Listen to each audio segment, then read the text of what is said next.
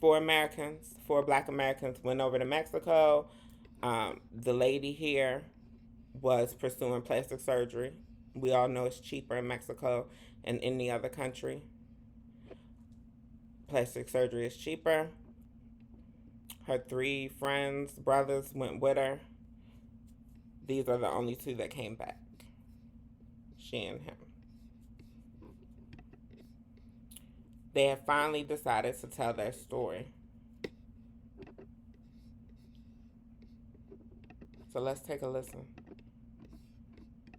McGee joined me now. Thank you so much for being with us. So, what happened when you crossed over?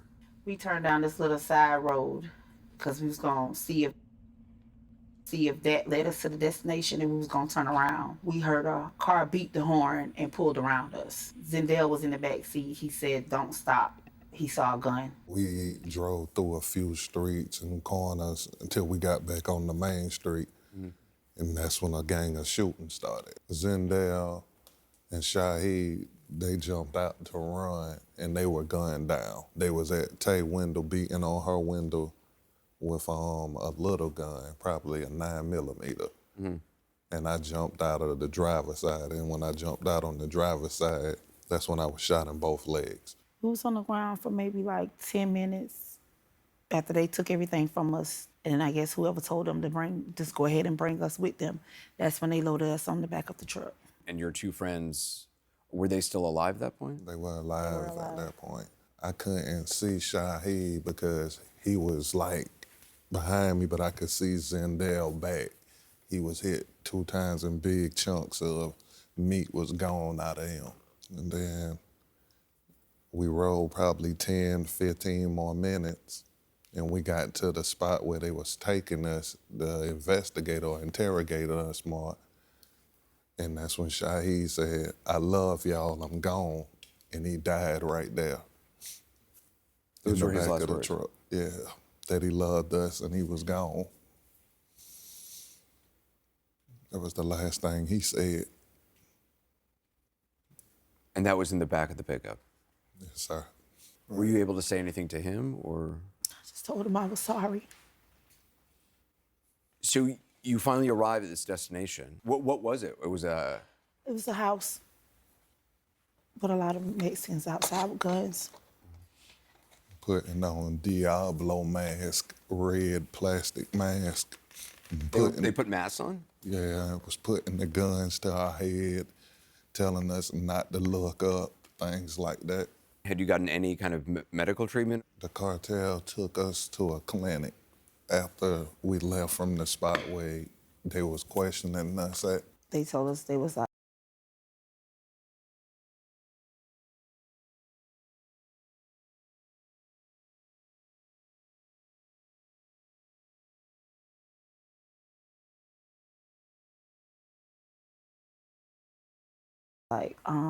I guess after they kept asking us and our questions, our answers never changed.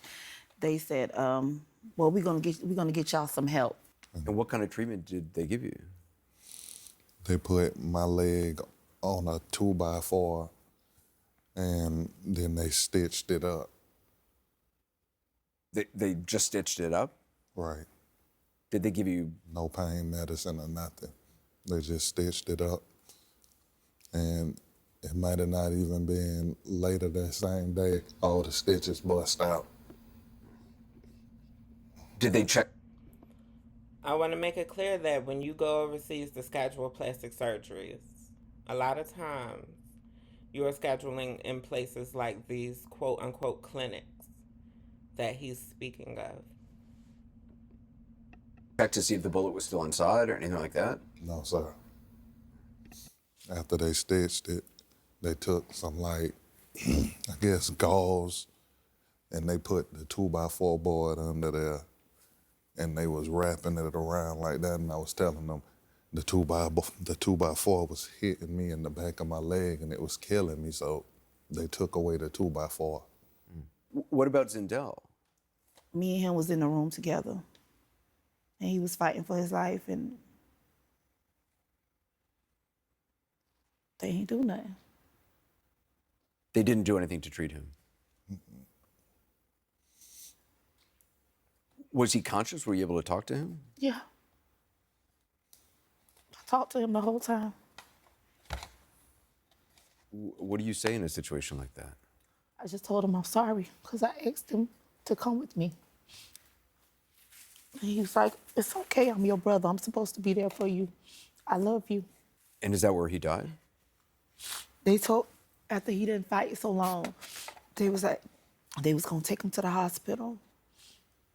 Then they came back like maybe an hour later and it was like he was dead. So all this time, I mean, there's guys with guns around you, guarding you. Right.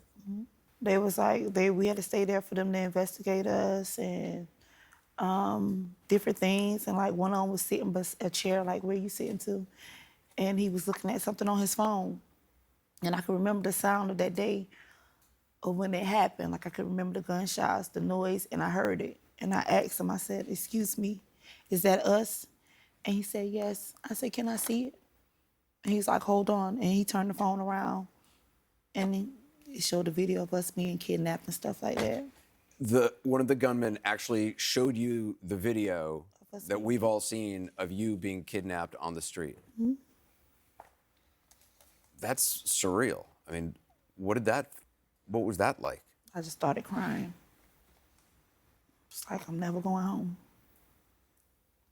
Did it in any way help you to know that this video was out there, that people Yes, at least It felt, I thought maybe it was just out in Mexico.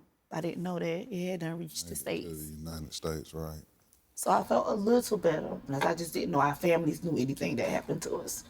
You're a woman in custody with cartel gunmen. Were they threatening to you in violence, in sexual violence? I mean, Yeah, they said all that stuff, all that.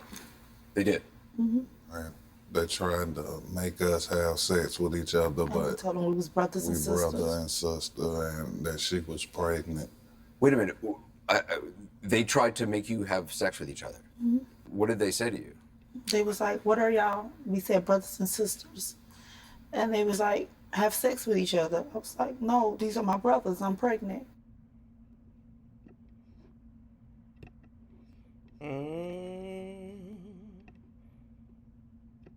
I know I can't tell y'all not to do it because, honey,